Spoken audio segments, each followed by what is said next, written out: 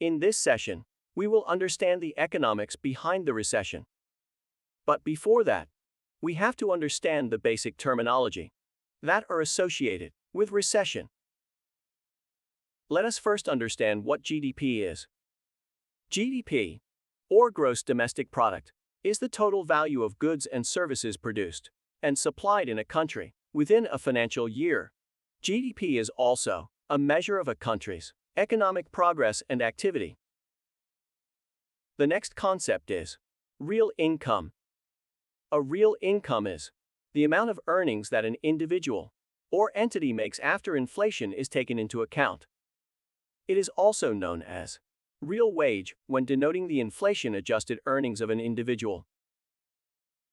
The next most important term after these two is employment. The employment describes the condition of being employed or engaged in full-time work for compensation.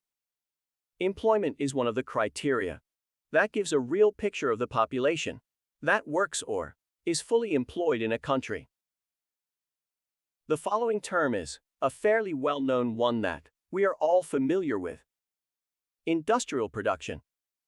Industrial production is the full capacity utilization of a production unit or a group of units with given resources for production of a particular product.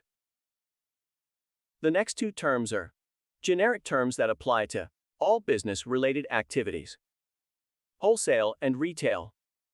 Wholesale is basically the sale of goods and services as a form of trade in bulk quantities, whereas retail trade relates to sale of goods and services in the market to consumers.